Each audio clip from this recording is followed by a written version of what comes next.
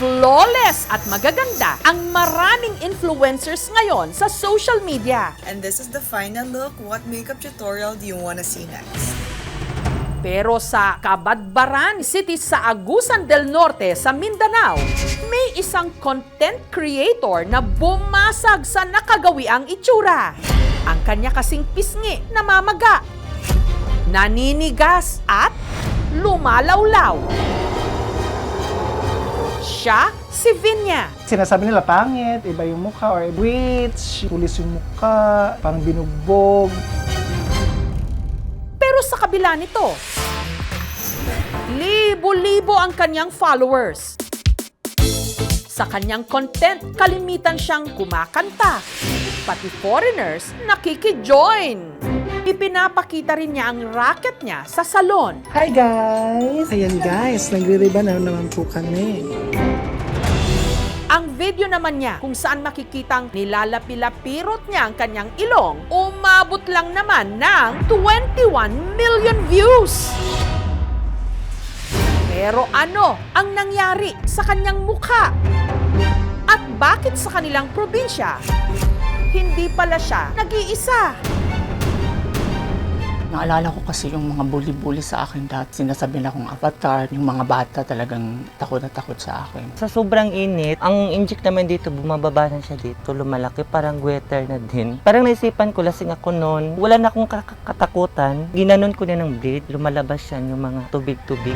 Sa kabila ng kanyang itsura at mga panghuhusga, magtutuloy kaya ang pagkislap ng kanyang pagiging natatanging TikTok star? Hindi yon yung end para mag-stop ako sa dreams ko.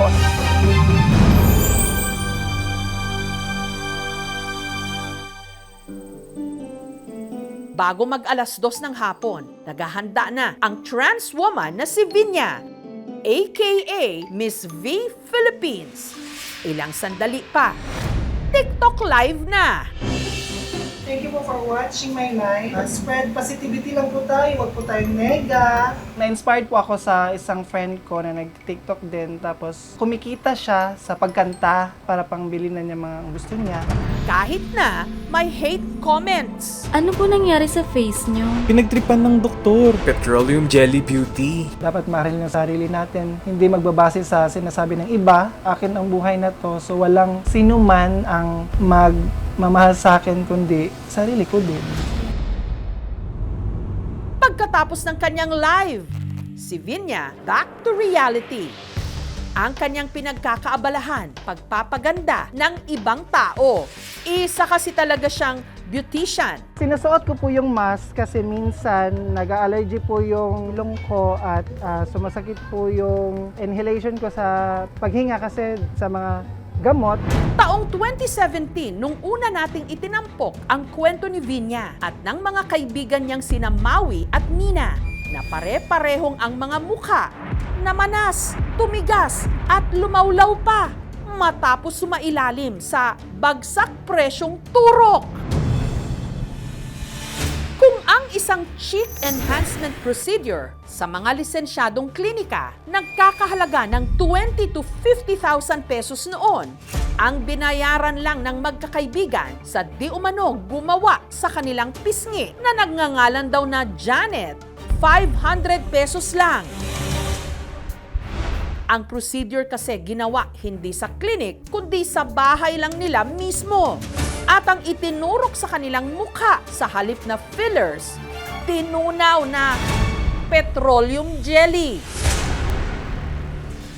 Nung una, maganda naman daw ang resulta. Pero makalipas ang 6 na buwan, Lumaki dito, tapos napansin ko sa salamin na bakit lumubo na siya. Mabigat, tapos parang ang init kasi petroleum. Pag mas bagong ligo ka, pag gananin mo, ang init niya. pagka-ere ng ulat namin noon, may klinika na nag-alok sa kanila ng libreng operasyon.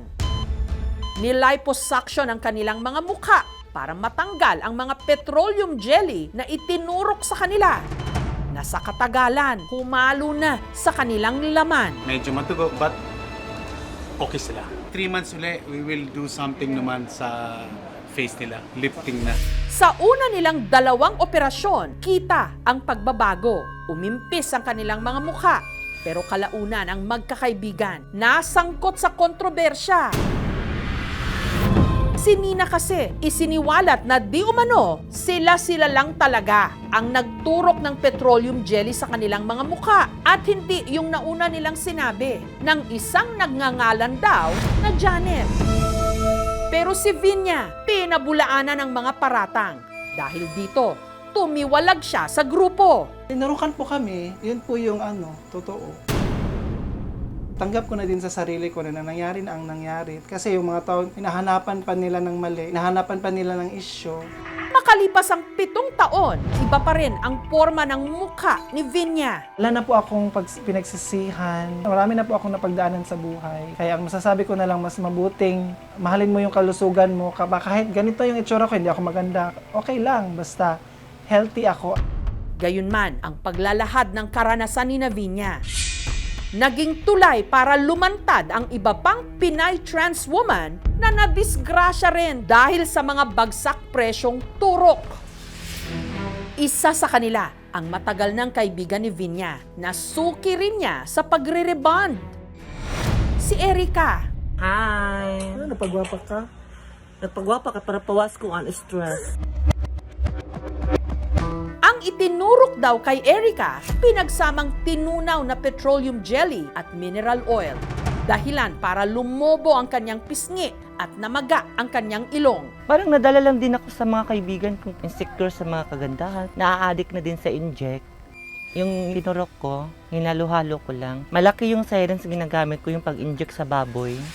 Tinangka pa raw noon ni Erica na sugatan ang leeg sa pag-asang baka lumabas dito ang kemikal na itinuro niya. Sa sobrang init, ang inject naman dito, bumababa na siya dito, lumalaki, parang weather na din. Parang naisipan ko, lasing ako noon, wala na akong katakutan, ginanon ko na ng bleed. Lumalabas siya, mga tubig-tubig. Nagsisi talaga ako na bakit ako nagpa-inject. Si Donna, na mula naman sa bayan ng Magallanes sa Agusan del Norte pa rin, nagpaturok daw ng collagen noong 2012. Nung nagpa-check up siya sa doktor, nalaman niyang silicone oil pala ang naiturok sa kanya. Inagulat ako. Panglinis pala yun ng electric fan daw. Nagsisisi talaga ako. Gumanda naman daw siya ng ilang taon, pero kalaunan, nasira rin ang kanyang mukha. Nung umpisa, talagang okay yung mukha ko noon. Hindi naman ako sinabihan nung nag-inject sa akin. Kung alam ko lang may side effect yun, talagang hindi ako papayag. Ang kanyang ilong lumaki at halos umabot na sa kanyang bibig. Doon sa ilalim may bukol na siya eh. Nahirapan na akong huminga dati. Tumutunog pa nga siya eh. Ang kanya namang dibdib, lumaylay at umabot ng 2 kilo ang bigat. Ang magkakaibigan namang Aiko at Ira, nagpaturok ng collagen sa pisngi, ilong at noo. Pero ang kanilang mukha na disgrasya rin. Hinala ng dalawa ang itinurok sa kanila, hindi collagen, kundi mineral oil. Nakakatakot ng problema nito is sudden death because yung pag-inject ng oil sometimes could obstruct the artery. Pwedeng pumasok sa systemic circulation. Then eventually pupunta sa lungs. That's the problem. Be careful, think twice, no? Because the long-term effect on your health is so disastrous. Nakilala po namin yung nagturok sa amin na si Cindy. Sinashot po namin siya, na ganito yung nangyari. Parang dinilit or blinak na po kami ng lang yun. Maari kang magdemanda ng isang civil case laban sa mga mali o hindi tamang procedure na ginawa sa iyo. Maaring ito ay reckless imprudence resulting in serious physical injuries. Kung hindi doktor at nagpanggap na doktor, mas maraming ka pwede ikaso kasama na dyan ng estafa. Dahil sa kanilang itsura, kung ano-anong panlalait ang natikman nila. Witch, matulis yung mukha, parang binugbog. Naalala ko kasi yung mga bully-bully sa akin dati. Sinasabi na akong avatar, yung mga bata talagang takot na takot sa akin. Sakit naman sa dibdib. Pangako lang mag-isa, pero tumutuloy yung luha ko. Nag-attend kami ng disco. Meron palang lasing. Nashock ako sa kanya, bakit ako lang yung tinitignan niya? Yung 2 bote ng alak, binasag niya, tapos nakaharap siya sa akin. Umalis na lang ako doon. Si Vinya, hirap ding makatagpo ng totoong magmamahal sa kanya. Meron akong naging karelasyon sa social media tapos nag-meet up kami. Iba yung kasi yung filter sa Facebook, sa personal. Pagkakita namin, parang na-shock siya na parang hindi niya tanggap siguro na ito yung ka-meet up niya. Parang siyang nagwawala, malakas yung boses. Hanggang nakilala niya online si Charlie. Sa pinapakita niyang pagmamahal, concern at mga kilos, doon ko na-realize na meron pa palang taong talagang totoo sa'yo at nagmamahal sa'yo ng deserve mo naman. 4 na taon na silang magkarelasyon. Sumama na ako sa kanya kasi gusto ko malaman yung pagsama natin. Mabait pala siya, okay lang sa akin. Okay lang po, susuportahan ko siya. May gustong Alvin, gusto ko rin, sobrang mahal ko siya. Katuwang niya ngayon si Charlie sa kanyang hanap buhay. Tinutulungan niya ako, sinasama niya ako sa nangyariban. At kasakasama ni Vinya kung sumasali sa beauty pageant. Nasira lang daw ang mukha ni Vinya, pero hindi ang kumpiyansa niya sa sarili. Ladies and gentlemen, I felt grateful when I have a problem about my face, about my physical appearance today. You should always love yourself because if you embrace your problems, your struggles in life, you will be a better person. That in this world, we cannot do great things. We can do small things with great love. Thank you. Bito, tulungan po kita sa buhay mo. Kahit anong mangyari, nandito lang po ako para sa iyo. Ang dalangin ngayon ni Vinya, Erica, Donna, maremedyohan pa ang nadisgrasya nilang mukha't katawan. Kung mayroong interesado sa akin na mag-offer na parang tumulong, mabalik yung dating mukha ko, willing talaga ako. Kung ma-operan din ako, parang yun na talagang hinihingi ko sa Panginoon. Kung natanggap ko na, wala na akong magagawa eh. Pero who knows, makakaipon ako ng baka maipaayos ko to. Mga gustong magpapaganda talagang doon na lang talaga sa legit. Huwag doon sa Dr. Kwak-Kwak. Kikilitisin niyo muna yung tao din yung gamot. Sa kabila ng mga dumaraming kaso ng ganito, wala pang konkretong datos kung ilan na ang mga transgender na biktima ng botched surgery o pekeng retoke sa Pilipinas. It is very important for patients to research on their doctors. Kailan din qualified na surgeon who really trained for that procedure. As far as our society, we have a website, yung www.pscs.ph. You can check the list. We can guarantee na itong mga members namin may pinagdaanan na pag-aaral. Wala tayong alam na statistics about botched surgeries of trans women kasi wala naman tayong regulator or anybody na nagre-record ng statistics. And unfortunately, since minority ang trans women and discriminated, so hindi pinapansin. Maraming nagpapa-surgery sa aming mga trans women kasi isa itong parte ng aming gender-affirming journey kasi we're a victim of systemic oppression kasi walang opportunity for work, walang discriminated, so we bank on our beauty. We turn to beauty pageant, and for us to sell ourselves on that industry, we have to resort on surgery, which is sad in a sense. Napapaturok sila sa bagsak presyo na mga serbisyo dahil accessible ito sa kanila. Parte sila ng mga minority na mahihirap, walang proper na source of income. Sa kabila ng nangyari sa kanyang mukha, gusto ngayong gamitin ni Vinya ang kanyang TikTok account. Guwapa ka, Day. You're so beautiful.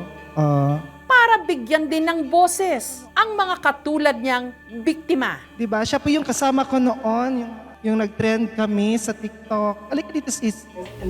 Understand one another. Huwag po tayong magpataasan. Dapat po equal po yung tingin natin sa mga kapwa natin. Dapat nagtutulungan tayo. At higit sa lahat, dapat magkaunawaan. Tanggapin mo yung sarili mo talaga. Kung ano man yung nangyari sa'yo, kung meron ka mang kamalian sa buhay, i-embrace mo lang yun at gawin mong stepping stone para maging mabuting tao. Nagkamali man, may maihaharap pa rin daw silang mukha.